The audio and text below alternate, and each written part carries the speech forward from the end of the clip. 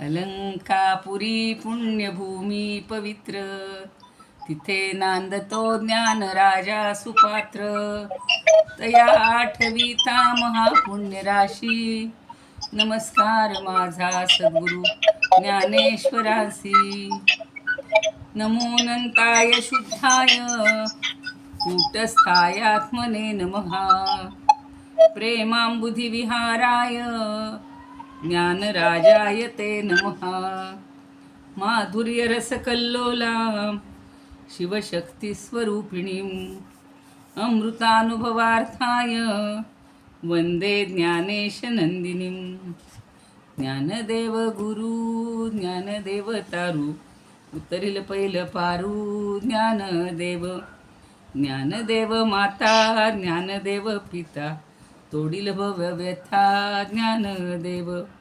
ज्ञानदेव माझे सोय रे धाय रे, जीवलग निर्धारे ज्ञानदेव. सेना म्हणे माझा ज्ञानदेव निधान, दाविली निज खूण ज्ञानदेवे. ज्ञानियांचा राजा गुरु महाराव, म्हणती ज्ञानदेव तुम्हाईसे. मज पामरासी काय थोरपण, पायीची वहाण पायी बरी. ब्रह्मादिक जेथे तुम्हा ओळंगणे, इतर तुलने काय पुढे. तुका म्हणे नेणो युक्तीची आखोली, म्हणून ठेविली पायी डोई. म्हणून ठेविली पायी डोई. ज्ञानियांचा राजा गुरु महाराव, म्हणते ज्ञानदेव तुम्हाईसे.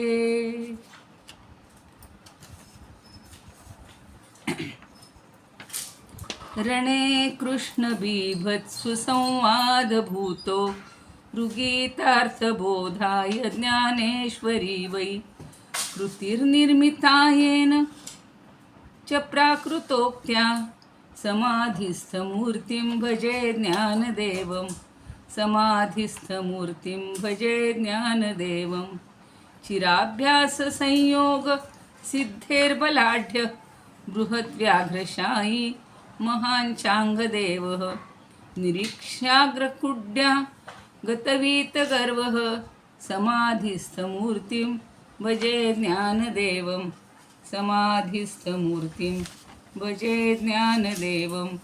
समाधिस्थमूर्तिं भजे ज्ञानदेवं. ज्ञानेश्वर महाराज की जय. पंढरीनाथ भगवान की जय. जय तो श्रीकृष्ण, जय तो ज्ञानेश्वर. पंढरीनाथांना वंदन करूया, ज्ञानदेवांना निवृत्ती सोपान मुक्ताबाई सगळ्यांना वंदन.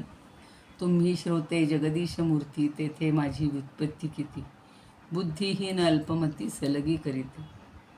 तुमच्या सर्वांच्या हृदयस्थ परमात्म्याला वंदन करून आज पुढच्या ओव्या घेऊयात. कालच्या ओवींबद्दल कोणाला बोलायचं असेल तर बोला.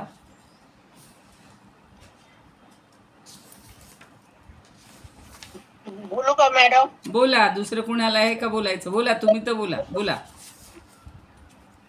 दुसरं कोणी असलं तर नाही नाही, तुम्ही बोला, मग बाकी कोणी बोलायचं असेल तर नंतर बोलतील. ओवी क्रमांक 58. नाना नाशू शोधुनी आपला, बोधू बोधे लाजिला. नुसे देपणे थोडा घोटावला, अनुभव जेथ. नाना नाशू साधुनी आपला, बोधू बोधे लाजिला. नुसूदपणे घोटावला, अनुबंध जेथ. परमात्मा स्वरूप जाणून घेण्यासाठी सर्व प्रकारच्या अस्तित्वाचा आपल्याला नाश केला पाहिजे. कारण काय, परमेश्वर स्वरूप सर्वत्र अखंड भरलेला आहे. त्याचा ध्यास घेतला पाहिजे. परमेश्वर स्वरूपाचा अखंड ध्यास घेतला पाहिजे. परमात्मा स्वरूप सर्वत्र भरून उरलेला आहे. परमात्मा स्वरूप हे सूर्य प्रकाशासारखे आहे. सूर्यप्रकाश कुठे पोहोचलेला नाही असा भाग पाहायला मिळणार नाही. कारण सूर्यप्रकाश सर्वत्र पसरलेला आहे. तसे परमात्म स्वरूप सर्वत्र पसरलेले आहे. ते डोळ्याला जरी दिसत नसले तरी ते महान आहे. ज्याची विवेक बुद्धी शाबूत आहे, ज्याने परमेश्वराशी अनुसंधान जोडले आहे, तो खरा महान भाग्यवान. त्यालाच परमात्मा स्वरूप कळल्याशिवाय राहणार नाही. त्यासाठी ज्ञानदेव हरिपाठात म्हणतात, साधू बोध झाला नोरेने ठेला, ठाईच उरला अनुभव, कापुराच्या वाती उजळल्या ज्योती, ठाईच समक्ती भारी जैसे. धन्यवाद. वा वा, सुंदर. कितवी 60वी बोललात का कितवी बोललात? 58 बोलला. हा, तेच म्हणलं. ठीक आहे, ठीक आहे. 59 कोणी बोलणार आहे? मी बोलते ताई. बोला बोला. भिंगाची या तडळा पदराचा पुंज वेगळा, करिता जैसा निफाळा अंगाचा होय. अभ्रकावरील पापुद्रे वेगवेगळे काढले तर शेवटी अभ्रकच राहत नाही. म्हणजे थोडक्यात अभ्रकाचे थर वेगळे करता येत नाहीत. ते काढायला गेले तर अभ्रकच नाश पावतो. बरोबर. आत्मस्वरूपाचा शोध घेताना शरीराचे थर शोधायला गेले तर शरीरच नष्ट होऊन जाईल. खरंय खरंय खरंय. धन्यवाद. म्हणजे आपलं शरीर आणि आत्मतत्व हे इतके जोडलेले आहेत की ते शरीरातले एक एक थर किंवा एक एक हे बाजूला केलं तर ते उरणारच नाही ना काहीच. त्या छान याचं उदाहरण चांगलं दिलेलं आहे अभ्रकाचं. पुढची पण ओवी छान आहे, कोणाला येत असेल तर सांगा. मी सांगू का? हा, दुसरं कोणी नाही का बोलत आहे?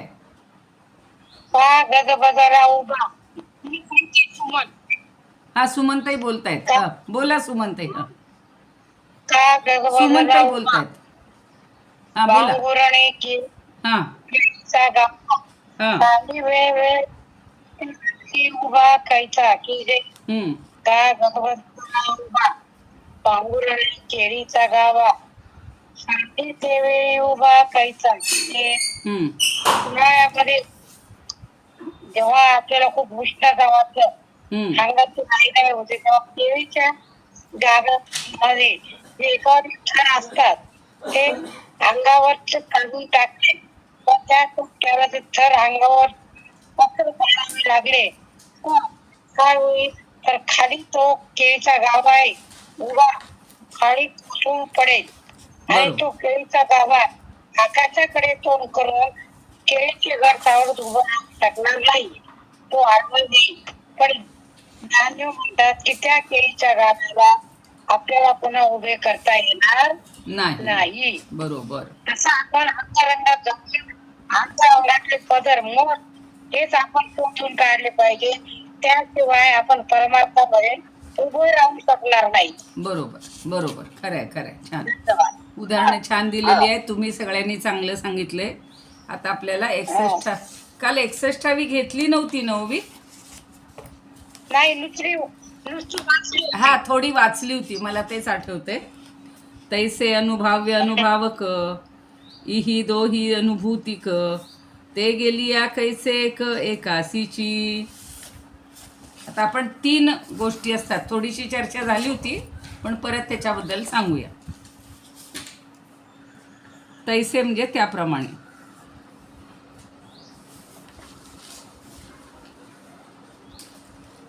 अनुभाव्य अनुभाविक ह्या 2 गोष्टी आणि अनुभूतिक म्हणजे अनुभाव्य म्हणजे ज्याचं अनुभव करून घ्यायचा आहे तो. अनुभाविक म्हणजे तो अनुभव घेणार आहे तो. आणि अनुभूतिक म्हणजे जो अनुभव आहे तो. या 3 गोष्टी आपल्याला जसं ज्ञाताज्ञेय ज्ञान तसं या 3 गोष्टी इथं सांगितल्या की अनुभवली जाणारी वस्तू म्हणजेच परमात्मा वस्तू, नंतर त्या वस्तूचा अनुभव घेणारा तुम्ही आम्ही असे प्रत्येकजण, आणि त्या दोघांना धरून जो अनुभव असतो तो. पण या अनुभवली जाणारी वस्तू आणि अनुभव घेणारा जर कोणी नसेल त्या तीनपैकी एक जर काही नसेल तर अनुभवाला एकटेपण कुठले असणार, म्हणजे अनुभव कसा घेता येणार. जसं मगाशी सांगितलं तसं त्या केळीच्या गाभ्याचे सगळे पदर निघून गेले तर आपल्याला केळ उभीच राहू शकणार नाही. किंवा अभ्रकाचे पण पदर काढून टाकले तर अभ्रकच अस्तित्वात राहणार नाही. तसं अनुभवाला जर अनुभव घेण्यासाठी जर व्यक्ती नसेल तरी तो अनुभव घेता येणार नाही, वस्तू नसेल तरी अनुभव घेता येणार नाही, आणि दोघंही आहेत पण अनुभवच आला नाही तरी उपयोग नाही. म्हणजे तिन्ही गोष्टी पाहिजेत आणि तरच त्याचा अनुभव घेता येईल. आपल्याला आतून वाटलं पाहिजे की मला अनुभव घ्यायचा आहे. त्याच्यासाठी त्या परमात्म्यासाठी आपण धडपडलं पाहिजे की तो शोध घेतला पाहिजे, अंतर्मुख व्हायला पाहिजे, आणि मग जो आपल्याला अनुभव येईल तो खरा अनुभव. आता इतर काय म्हणतात बघूया. आता यांनी सांगितलं तसं ज्ञानदेव म्हणतात की अनुभवाचा एक विषय असतो. आता व्यवहारातले मी सांगितले होते तुम्हाला की कुठलाही विषय समजा बुवा एक आंब्याची पाहणी करणं, असा आंबा हा जरी एक विषय घेतला साधा आत्ताच्या सध्याच्या काळातला उपयुक्त विषय आहे. बाजारात गेलं ना तर ते सगळे दुकानदार असतात फळवाले, ते आपल्याला म्हणतात हा काय हापूस आहे, हा पायरी आहे, हा केशर आहे, हा पिस्ता आहे, सगळे प्रकार असतात आंब्याचे. केळी आंबा पण असतो किंवा गावठी आंबा असतो. पण त्याचा अनुभव घेण्यासाठी आपण बाजारात जायला पाहिजे किंवा तो घरी आणल्यानंतर प्रत्येकाची चव पाहायला पाहिजे. तसं अनुभवाचा हा एक विषय आहे आणि तो अनुभव घेणारा दुसरा असतो. का आंबा आणि आपण एकच आहे? नाही. मग आता आपण त्याचा अनुभव घेतो. आल्या बघा मग देवाला पहिला नैवेद्य दाखवला, म्हणलं घे बाबा सगळे तुझेच आंबे तुला समर्पण, आणि मग आपण खायला सुरुवात करतो. म्हणजे त्याचा अनुभव घेणारा किंवा अनुभूती घेणारा आपण एकटं असतो आणि त्या दोघांना सामावून घेणारी अनुभूती आहे. आता जी अनुभूती आली की खरंच आपण बाजारात घेतो, हापूस म्हणून घेतो आणि त्याच्यात काहीतरी रायवळ किंवा मिक्स आंबे घालतात, सगळे डझन नसणार तर हल्ली किलोवर आंबे निघाले. पूर्वी शेकड्यावर असायचे. हाराभर, काल जशी मी ती गोष्ट सांगितली ना, हाराभर पाटीच्या पाटी आमचे वडील तर घ्यायचे, आणि असे तर घरचे आंबे यायचे ते सगळे घरभर पसरलेले असायचे नाही का, किती प्रकारचे आंबे असायचे. पण त्याचा अनुभव घेण्यासाठी आपण पाहिजे. आणि मग हे सगळ्या गोष्टी परस्परावलंबी आहेत, म्हणजे तिघंही एकमेकावर अवलंबून आहेत. त्यातला एक जरी दुवा नसला किंवा एक जरी निखळला तरी दोन आपोआप गळून पडतात. आपण सगळ्यांना बोलवलं. आता समजा मला मगाशी तुम्ही म्हणल्यानंतर इतकं मनात आलं की खरंच आपण सगळेजण जर असे इथे एकत्रित आलो, एक दिवस एन्जॉय केला. मागे जसं नेवाशाला भेटलो होतो, ह्याला भेटलो होतो, आळंदीला भेटलो होतो, तसं बघा सगळेजणी ठरवूया आमच्या घरातच आपण एक गेट टुगेदर करूया. मग इथल्या इथे गडावर जाता येईल किंवा जे काही आपल्याला कुठे जायचं असेल तर जाता येईल. आळंदीला जसे राहिलो होतो तसं एक आपल्या घरामधला आनंद घ्यायचा. पण तुम्ही आल्याशिवाय तो आनंद घेता येईल का एकत्रितपणाचा? बाकी सगळी व्यवस्था करेल, समजा केटररला सांगू की आपण काहीतरी पदार्थ बनवून ठेवू, तुम्ही आल्यानंतर आपण त्याचा आस्वाद घ्यायचा ठरवला. पण मी जरी व्यवस्था केली तरी तुम्ही आल्याशिवाय मजा नाही. किंवा तुम्ही सगळेजण आलात पण इथं जर दारच बंद असेल तर काय उपयोग आहे, म्हणजे त्या घराचा अनुभव घेता येणार नाही. तसं एक जरी दुवा निखळला, एक जरी दुवा नसला तरी हा अनुभव आपल्याला गळून पडतो, म्हणजे अनुभव घेता येत नाही. आता आपल्याला घ्यायचा आहे परमात्म्याचा अनुभव. त्याच्यासाठी आपण स्वतः आधी अनुभव घेण्यासाठी तयार पाहिजे. आणि त्या दोघांमधला जो धागा आहे, अनुभव घेण्याची जी प्रक्रिया आहे, तर ही त्रिपुटीतलं एक जरी नसेल तरी आपल्याला तो काही अनुभव घेता येणार नाही. तीन मिळून एकरस जेव्हा होतात, एकजीव होतात, तेव्हाच तो अनुभव घेता येतो. आता बघा ना, 10 लोक बसले, सगळे समजा नातवंड हे ते आलेली असती आणि मस्त ते समोर आंबे ठेवले, मग कुणीतरी कापून दिले, कुणीतरी हे केलं की मग त्याचा अनुभव घेण्यात एक मजा असते, वेगळी असते. तसं अनुभव घेणारा जर नष्ट झाला, आता समजा आपली साधना चाललेली आहे, अगदी शेवटच्या टप्प्यावर आलो आहे बघा आपण, पण माहिती नाही भगवंताची कृपा काय असेल. त्याच्या आता जर शांत झालं कोणी अनुभव घेणारा तर तो कसा घेऊ शकतो? नाही घेऊ शकणार. मग अनुभव कोण घेणार? मग अनुभव घेणारा आहे पण अनुभवच नाही. कशाचा अनुभव घ्यायचा आहे कळतच नाही आहे. तर अनुभवाचा अनुभव कसा घेणार? काय त्यांनी छान वाक्य वापरलं की ज्याचा अनुभव घ्यायचा आहे त्याचा तो अनुभव कसा घेणार? म्हणजे अनुभूतीचं अस्तित्व, ज्याची अनुभूती घ्यायची त्याचं अस्तित्व किंवा अनुभवाचा विषय आणि अनुभव घेणारा यांच्यामध्ये ते अस्तित्व आवश्यक आहे. ते पूर्णपणे अवलंबून आहे. आणि थोडक्यात सांगायचं तर अनुभवाचा विषय आणि ज्ञाता यांना टाकून दिलं तर शुद्ध स्वरूपात अनुभूती जाणवणार कशी? म्हणजे तिघंही पाहिजेले आहेत. सातत्य पाहिजे ह्या गोष्टीचं. आज आपण बसलोय अनुभव घ्यायला आणि उद्या म्हटलं जाऊ देत, काय आता रोज रोज इतकी वर्ष करतोच आहे, सगळी परमार्थ साधना करतोय आणि देव काय, आपण देव म्हणूया, आपण देव काय आम्हाला भेटत नाही. तर ते जर सातत्य सोडून दिलं तर तो देव भेटणार आहे का? नाही भेटणार. आता त्या ताईंनी बरीचशी उदाहरणं दिलेली आहेत. तर प्रत्येक गोष्ट हा अनुभवण्यासाठी या 3 गोष्टी पाहिजेत. सोपं सांगितलेलं आहे. अजून कोण कोण काय म्हणतायत बघूया आपण. दूत महाराज म्हणतात की अनुभवाचा जर परमात्म वस्तूच्या ठिकाणी शेवट होतो तर शब्द प्रमाणाचे तेथे काय लाभ आहे? नाही चुकून मी पुढचं घेतलं, पुढची ओवी घेतली. अनुभवाचा विषय आणि अनुभवाचा आश्रय या त्रिपुटीमध्ये परस्परांशी संबंध असतो. पण अनुभवाचा आश्रय आणि अनुभवाचा विषय या दोन्हीहून अनुभव निघून जर गेला तर अनुभवाचा आश्रय आणि अनुभवाचा विषय या दोघांचा संबंध कसा राहील? कदाचित असंही म्हणायचं असेल की ज्या वेळेला ही त्रिपुटी संपते म्हणजे अनुभव आल्यानंतरही हे इथलं काहीच उरणार नाही आहे, कारण आपण एकरूप होऊन जाणार आहे. तसं आता ते विवरणात सांगतायत की अनुभवाला 2 आधार असतात. अनुभवाच्या मागे प्रमाता आणि अनुभवाच्या पुढे प्रमेय. प्रमाता म्हणजे जो अनुभव घेतो तो, आणि प्रमेय म्हणजे तो विषय. पण अनुभव निघून गेला तर एकमेकांशी संबंध कसा राहील? अनुभवच राहिला पाहिजे ना तिथे. म्हणून अनुभवाला एक म्हणायला दुसरा कुणीतरी पाहिजे. तर दुसरा कोणी उरतच नाही, तोच उरतो, एकटाच उरतो. म्हणजे त्रिपुटी मावळली की एकपणाचाही व्यवहार त्या ठिकाणी होत नाही. एकदा अनुभूती बोला. अनुभव घेतल्याशिवाय अनुभूती मिळत नाही ना. नाही ना, पण एकदा ती अनुभूती आणि अनुभव एकच आहे. पण अनुभूती आल्यानंतर आता ह्या 3 गोष्टी उरणारच नाहीयेत. बोला, तुम्हाला काय म्हणायचंय म्हणा. तेच अनुभव घेतला, आपण ध्यान लावून बसलो, हो, त्याचा अनुभव आल्याशिवाय आपल्याला परमात्म्याची अनुभूती येणारच नाही, असं मला विचारायचं. काय आपण ध्यान लावून बसलो, आपण अनुभव घेतला, ध्यान बसलो आणि त्याचा अनुभव घेतला तर त्याच्यानंतरच आपल्याला अनुभूती परमात्म्याची, ईश्वराची. हो, बरोबर आहे ना. हो, काय विचारायचं ना मला. बरोबर आहे की आता कसं आहे, अनुभूती ही घेण्यासाठी आपण बसलो. कुणाची घ्यायची? परमात्म्याची अनुभूती घ्यायची.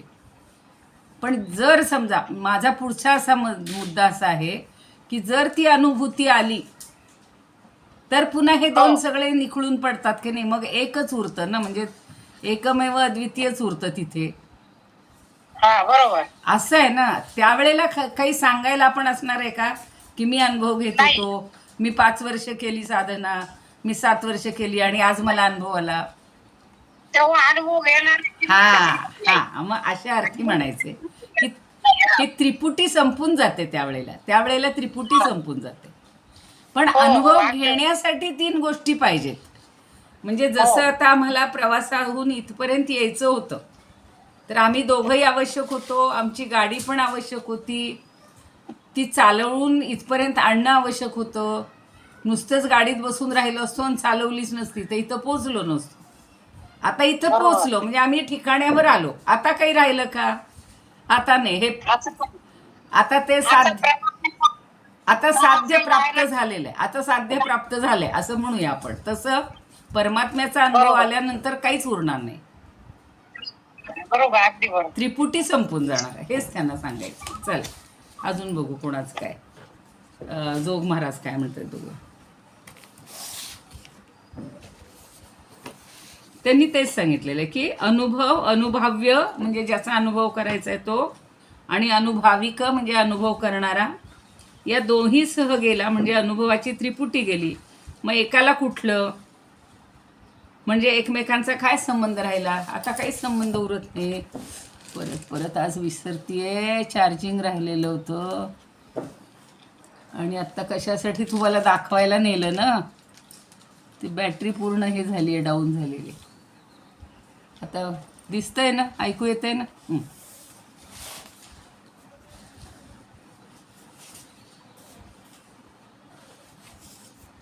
म्हणजे अनुभव घ्यावा अशी जी वस्तू आहे ती, अनुभावक म्हणजे जो अनुभव घेतोय तो, आणि जो अनुभूती किंवा अनुभव, यातला एक जरी नसला तरी अनुभूती येणार नाही. एक कोणी नसेल तरी अनुभूती येणार नाही. म्हणजे आपण एकटेच आहोत अशी कल्पना करायची, आणि दुसरं काही आहे किंवा काही असू शकतं अशी नुसती कल्पना केली तरी आपल्याला ते भेटणार नाही. म्हणजे तिन्ही गोष्टी पाहिजेल्या आहेत तरच तो अनुभव येईल. आणि मग अशी अनुराधाताई म्हटल्या तसं एकदा ती अनुभूती आल्यानंतर मग ही त्रिपुटी संपून जाणार आहे, असं माझं मत आहे.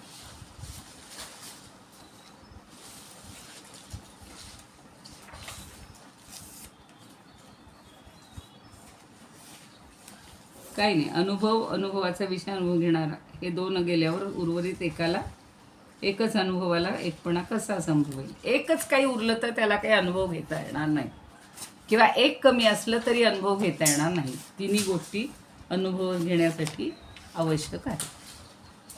पुढची ओवी बघूया. तर आता हे संस्कृत ते बघूया थोडं.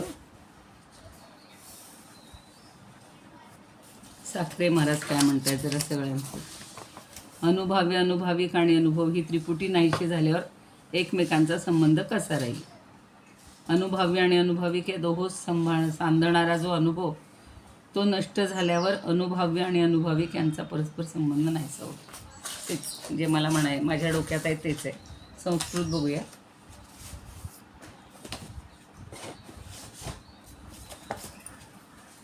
आता शेवटच्या प्रत्येक प्रकरणाच्या शेवटी असं वाटतं की आता आपल्याला खरंच अनुभव येणार आहे की काय, येणार त्या टप्प्यावर आलो आहे. पण अजून आता त्यांनी अज्ञानाचं प्रकरण भलं मोठं पुन्हा ठेवणार आहे, शब्दखंडन. ते दोन्ही प्रकरणं फार महत्त्वाची आहेत त्याच्यामधली. अनुभाष्यम तथैवेकम द्वितीयमनुभाविकम एताभ्याम भूतिर्वै तद्विना कस्य सा भवेत. आत्ता जे सांगितलं ते संस्कृतमध्ये. अनुभाव्य म्हणजे ज्याचा अनुभव घ्यायचा आहे तो, द्वितीयम अनुभाविकम जो अनुभव घेणार आहे तो, आणि अनुभूती, या तीन गोष्टी असतील तरच तो अनुभव घेता येईल, नाहीतर घेता येणार नाही.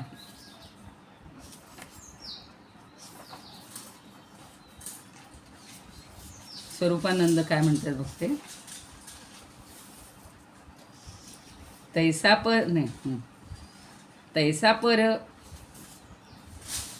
पर ब्रह्मी भोग ही कोठोन भोग्य भोगत्या विण एकलाच. तो भोग्य वस्तू तर पाहिजेच, भोगताही पाहिजेच, आणि परब्रह्मही पाहिजेच. तो जर एकटाच असेल तर अनुभव कोण घेणार. यांनी अगदी थोडक्यात मस्त सांगितले. आता पुढची ओवी बघूया.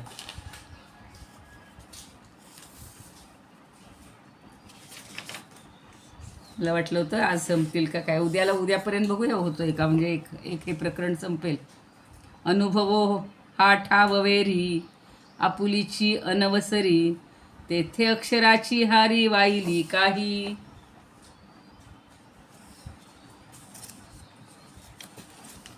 आता यांचं म्हणणं असं आहे, अनुभव हा ठाववेरी, ठाववेरीचा काही अर्थ आहे का बघूया.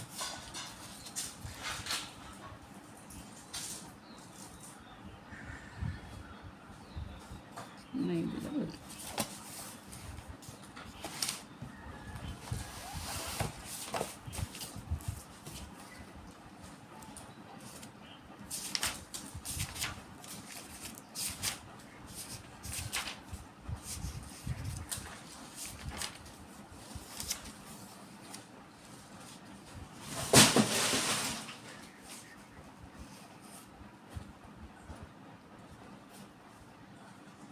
ठाव म्हणजे ठिकाण, पण ठाव वेरी असा अर्थ वेगळा नाही बरं का काही दिलेला. बरं, अनुभव हा ठाववेरी, ठावोवरी आपुलीचा अनवसरी, तेथे अक्षराची हारी वाहिली. म्हणजे काय की तवर जे सांगितलं, अनुभवाची त्रिपुटी नाहीशी होते, म्हणजे अनुभवाची दादच लागत नाही किंवा अनुभवाला टिकायला काही काळही मिळत नाही. तिथे अक्षराची हारी, हारी म्हणजे शब्दांची ओळ, काय चालणार. आता आपली पुढच्या प्रकरणाची इथे नांदी सुरू झालेली. कारण कोणत्याही वस्तूचं अनुभवानंतर शब्दानं वर्णन करता येतं. ही ओवी पुढच्या प्रकरणासाठी फार महत्त्वाची आहे की अनुभवा हा ठावोवरी आपुलीचं अनवसरी, तेथे अक्षराची हारी वाहिलं काही. अक्षर म्हणजे अक्षरातूनच शब्द बनतो, म्हणून त्यांनी अक्षराची कायवेरी असं म्हणलेलं आहे. म्हणजे अक्षराची काय उपयोग आहे की अक्षराची किंवा शब्दाची हे काय दशा चालणार. दिलाय मॅडम, दशा दिलाय. कशा, हो ना, दशा दिलाय ना, ठावोवरीचा अर्थ ना. बर बर बर, ठीक आहे ठीक आहे.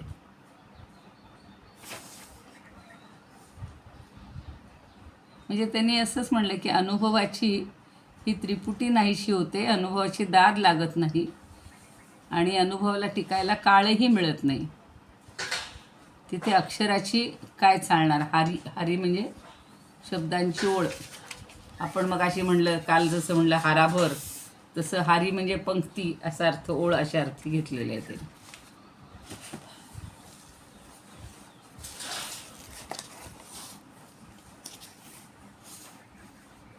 अनुभवली जाणारी वस्तू अनुभवालाच अवसर नाही, तिथं शब्दांची तरी ओळ राहू शकेल का. सोपं दिले बघा, गुलाबराव महाराज छान सांगतो की आता अनुभवच तीन त्रिपुटी नसेल तर अनुभवच नसेल, आणि अनुभवच नसेल त्यालाच ठाव, आपण ठाव ठिकाणा म्हणतो ना, तो शब्द ठाववरी असा अर्थी त्यांनी वापरलेलाच नाही की अनुभवालाच ठाव ठिकाणा नाही, अवसर नाही, तर मग त्या ठिकाणी अक्षराची हारी वाहिलं काही. अक्षरांचा अक्षरं कसे, की अक्षरांचं महत्त्व कसं राहील किंवा अक्षरांना काय किंमत राहील, शब्दाची तरी ओळ कशी राहू शकेल. तिथे हारी म्हणजे ओळख पुन्हा घेतलेलं, म्हणजे शब्दांची अस्तित्व किंवा शब्दांची ओळ. आता एक शब्द म्हणजे वाक्य होत नाही ना, नुसतं तो मी म्हणलं तर नाही, पण तो आहे, मी होते किंवा मी आहे, म्हणजे दोन शब्द तरी लागतात, क्रियापदाशिवाय वाक्य होत नाही. म्हणून शब्दांची हारी, अक्षराची हारी वाहिलं काही, कशी उरेल किंवा कशी राहू शकेल. म्हणजे अनुभवच पाहिजेल आहे, अनुभवाशिवाय काहीही पुन्हा त्याच्याबद्दल नंतर बोलता येणार नाही. अनुभव घेतल्यानंतर अनुभवालाच जर अवसर मिळाला नाही, आता काय म्हणायचंय, त्रिपुटीपैकी एक जर नसेल तर अनुभव मिळणार नाही, आणि अनुभवच जर मिळाला नाही तर त्या ठिकाणी अक्षराला किंवा शब्दाला काय किंमत राहणार आहे, काही राहणार नाही. म्हणजे शब्द प्रामाण्य सुद्धा ते यांनी छान दिले बघा. कुलकर्णी म्हणतात की आत्मवस्तूपर्यंत पोहोचण्यास अनुभवालाच अवकाश मिळत नाही. आता हे सिद्ध झालं की तीन पाहिजे, तीन असेल तर ती त्रिपुटी असेल तर आपल्याला अनुभव येईल. मग तिथे अक्षरांच्या रांगा उभ्या केल्या तरी काय लाभ होणार, कारण तो अनुभव येणं महत्त्वाचं आहे, आणि अनुभवच त्या ठिकाणी मिळू शकत नसेल तर त्या अक्षरांना किंवा शब्दांना काहीच किंमत राहणार नाही. म्हणजे शब्द प्रामाण्य सुद्धा तिथे संपून जातं. आपण म्हणतो ही गोष्ट अवर्णनीय आहे, भगवंताबद्दल किंवा परमात्म्याबद्दल सुद्धा वर्णन करताच येत नाही, त्यामुळं ती अवर्णनीय गोष्ट आहे आणि त्याचं वर्णन आपण करू शकणार नाही. आता जिथे अनुभव हा मर्यादेपर्यंत आपल्याच अडचणीत सापडले, की ज्याला आश्रय विषय राहिले नाहीत, त्याला कौतुकानं एक आहे म्हणण्यास सुद्धा दुसरा कोणी नाही. अद्वितीय चैतन्य शब्दापासून निर्माण होणाऱ्या ककार आदी 52 अक्षरांच्या ओझ्याची टोपली, तो जो हारा शब्द तोच इथे घेतलाय त्यांनी. कशाला कोणी वाहील? अगदी अपासून न्यपर्यंत सगळे अक्षर आहेत, पण त्याचं वर्णन करायला कुणीच तिथे समर्थच होणार नाही. म्हणजे या ओवीच्या तिथे अक्षराची हारी या अर्ध्या भागापासून मी म्हणलं तसं 6व्या प्रकरणाचं अवतरण आहे. इथून सुरुवात होणार झालंच. म्हणजे 6वं प्रकरण म्हणजे व्याकरणशास्त्रकार त्यांनी स्फोटरूप शब्दतत्वापासून ककार आदी अक्षरांची उत्पत्ती मानलेली आहे. आणि भर्तृहरीनं एक वाक्यपदीय नावाचा ग्रंथ लिहिलेला आहे. त्याच्यामध्ये एक श्लोक आहे बरं का. अनादिनिधनं ब्रह्म शब्दतत्वं यदक्षरम. तर अक्षरम म्हणजे ज्याला क्षर नाही, नाश नाही. आणि अक्षराची पण पुन्हा एका टीकेत असं म्हणलेलं आहे, अक्षर निमित्तत्वात अक्षरम. म्हणजे शब्दतत्व हे अक्षरांचं कारण आहे, ककार आदी अक्षरांचं कारण आहे आणि म्हणून त्याला अक्षर म्हणतात. पण अजून एका टीपेत त्यांनी भरपूर दिलेलं आहे. अजून एका टीकेत भावप्रदीप नावाच्या टीकेत म्हणलंय, अक्षरस्य विभक्त ककारादी रूपाया वैखर्या वाचो निमित्तम. नुसतं अक्षर असून चालत नसतं, त्याला विभक्ती प्रत्यय लावावे लागतात. आपण म्हणतो ना, मला ही गोष्ट कळत नाही, म्हणजे मीचा मला झाला, द्वितीया झाली. तसं ते विभक्ती किंवा त्याला ककार म्हटलेलं आहे त्यांनी. म्हणजे कक्का किक्की. ककार कशाला म्हणतो आपण? बाराखडी जी लहानपणी शिकलो, कक्का किक्की कुक्कू केकई कोकौ कमखा. तर मग अशानुसार ते अक्षराला सगळं वळण लागतं किंवा त्याला अर्थ निर्माण होतात. आणि म्हणून हे जे पदघटक जे आहेत, कितीही ककारादी घ्या, अकारादी घ्या, मकारादी घ्या, म्हणजे अ ते ज्ञपर्यंत सगळ्याची जरी ती बाराखडी आपण शिकलो तरीसुद्धा हे पदघटक आत्मवस्तूचा विषय होऊ शकत नाहीत, वर्णन करूच शकत नाहीत. म्हणून त्यांनी म्हटलेलं आहे की तेथे अक्षराची हारी वाईल काही. वाईल म्हणजे वाहून कोण नेईल? अक्षराची हारी उपयोगाचीच नाही आहे. रांगाच्या रांगाही ठेवल्या तुम्ही आणून, तरी कुणीही त्या परमात्म्याचं किंवा परब्रह्माचं वर्णन करू शकणार नाही. हेच त्यांना पटवून द्यायचं. आता हळूहळू शब्द प्रकरणाची मी म्हणलं तसं इथे पेरणी झालेली, नांगरणी पेरणी सुरू झालेली.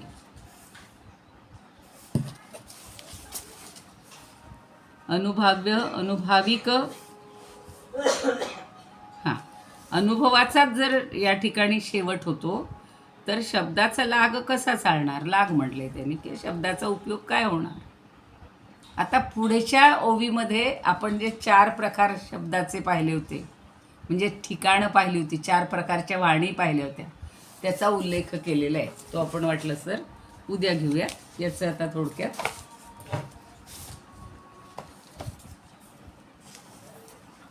आता याच्यावर वामनराव देशपांडे सोप्या भाषेत सांगतात की हा विशिष्ट अनुभव मी अनुभवला, हा माझा अनुभव आहे, असा विचार जेव्हा प्रगट होतो तर अनुभवाचा तो विशिष्ट विषय आणि तो विषय अनुभवणारा मी एकरूप होऊन जातो.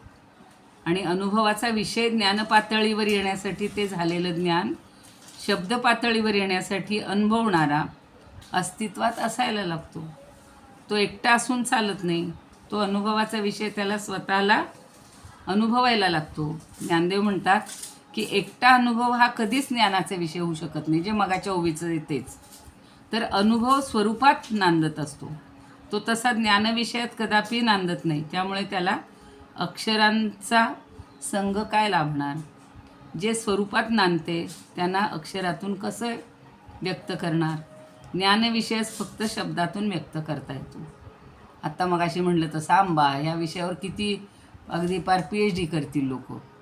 परदेशात सुद्धा आता आंबा तो कसा जातोय, तिकडच्या लोकांनाही त्याची आवड कशी निर्माण झाली.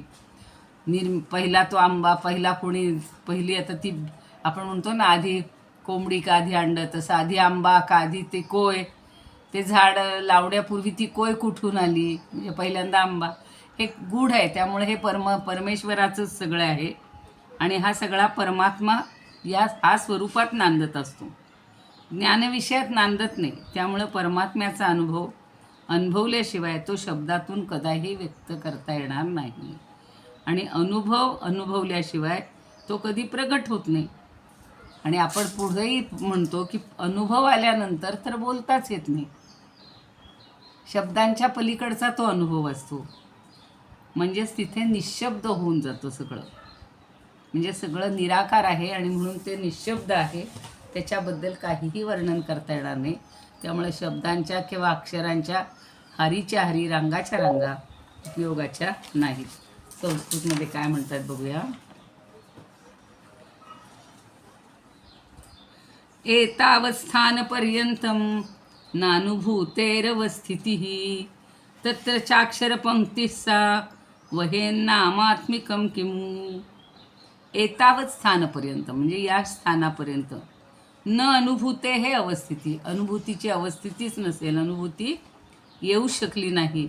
तत्र चाक्षरपंक्ती सा, अक्षरपंक्ती, त्यांनी त्या हारीला शब्द पंक्ती असा घेतला की तर अक्षरांच्या पंक्ती सा दहेत नामात्मिकम किमू. सा वहेत त्या कशा वाहून उपयोगाच्या होतील किंवा अक्षरांच्या पंक्तींचा काही उपयोग होऊ शकेल का, वाईल काही, असं जे त्यांनी म्हणले ज्ञानदेवांनी, त्याला त्यांनी वहेत हेच क्रियापद वापरलेलं. वाईल म्हणजे वाहून नेईल का. अक्षरांच्या पंक्ती काही अनुभवाला वाहून नेऊ शकणार नाहीत, याचाच अर्थ अनुभवाचं वर्णन अक्षरातून करता येणार नाही. तो अनुभूती किंवा अनुभव हा घेणं आहे, त्याच्याबद्दल वर्णन करणं अशक्य आहे. म्हणून तो भगवंताचं करू देत, त्याच्या रूपगुणांचं वर्णन, सगुणाचं, पण निर्गुणाचं कोणीच वर्णन करू शकत नाही.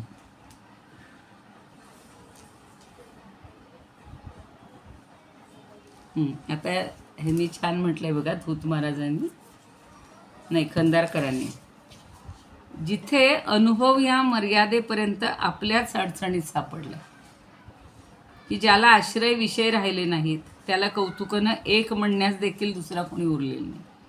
आणि एक अद्वितीय चैतन्य शब्दापासून निर्माण होणाऱ्या सांगितलं ककारादी 52 अक्षराच्या ओझ्याची टोपली डोक्यावर कोणी वाहील का. अख्खी शब्दांची टोपली किंवा सगळ्या ककारादी सगळी अक्षरांचंच ठारा किंवा टोपली डोक्यावर घेतली म्हणून त्याच्याबद्दल काही वर्णन करता येणार नाही. आता सांगितलं तसं 6व्या प्रकरणाचं हे अवतरण आहे किंवा त्याची पेरणी आहे. आणि व्याकरणशास्त्रकारांनी ककार आदी सगळ्या अक्षरांची उत्पत्ती ही मानलेली आहे, ते सांगितलं भर्तृहरीनं वगैरे सगळ्यांनी हे केलेलं. आता स्वरूपानंद काय म्हणतात बघा.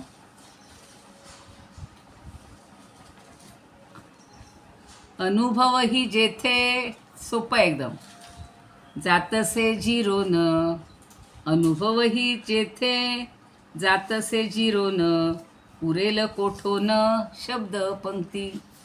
शब्दांच्या पंक्ती कशा उरतील, कारण अनुभवच तिथे जिरून जात असतो, अनुभवालाच वाव मिळत नाही.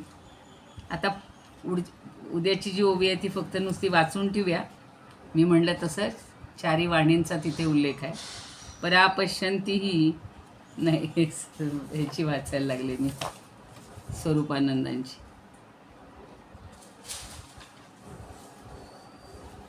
परेसी पडली मिठी, तेथे नादा साचा सळून उठी, मा वावरी जे ओठी हे के ऐसे,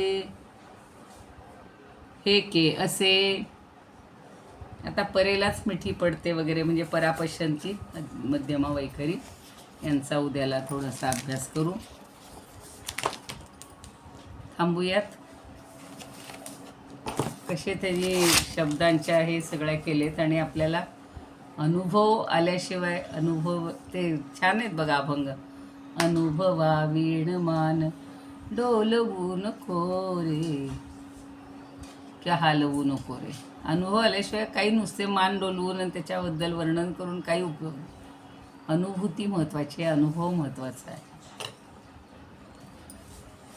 इदमुपकर्तुं भुवनमण्डलं समुदितमिव भास्करं सादरं वन्दे ज्ञानेश्वरं त्रिभुवनमाता भगवद्गीता लोकमङ्गला लोकविश्रुता लोकहितं सन्ततं ध्यायता येन ज्ञानेश्वरी विरचिता श्रुत्वा प्राकृतगिरं सादरं वन्दे ज्ञानेश्वरं सादरं वन्दे ज्ञानेश्वरं गीताशास्त्रं वाम्बुधिकल्पं नवन्तदीयं वयः क्वचाल्पं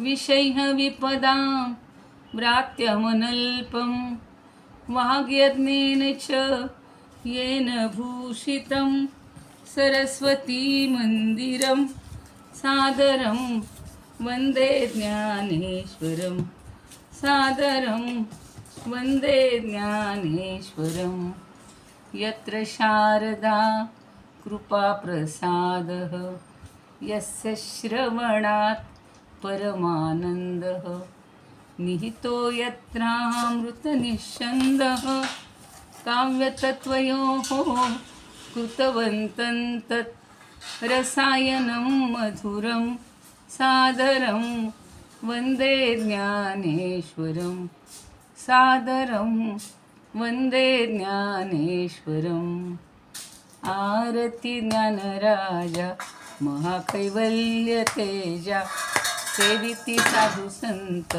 मनुवेधला माझा आरती ज्ञानराजा लोपले ज्ञान जगी हित नेणती कोणी अवतार पांडुरंग नाव ठेविले ज्ञानी आरती ज्ञानराजा कनकाचे ताट करी उभ्या गोपिका नारी नारद तुंबरू हो सामगायन करी आरती ज्ञानराजा प्रगट गुह्य बोले विश्वब्रह्मची केले रामा जनार्दनी पायी मस्तक ठेविले आरती ज्ञानराजा महाकैवल्य तेजा सेविती साधू संत मनुवेधला माझा आरती ज्ञानराजा ज्ञानेश्वर महाराज की जय. पंढरीनाथ भगवान की जय. जय तू श्रीकृष्ण जय तू ज्ञानेश्वर. ज्ञानदेवांच्या पंढरीनाथांच्या आणि आपल्या सर्वांच्या चरणी ही सेवा अर्पण करूया. थोडासा अर्धविराम अल्पविराम स्वल्पविराम घेऊ आणि उद्याला उरलेल्या ओव्यांचा आस्वाद घेऊयात. शब्दखंडना ह्याच्याकडे जाण्यापूर्वी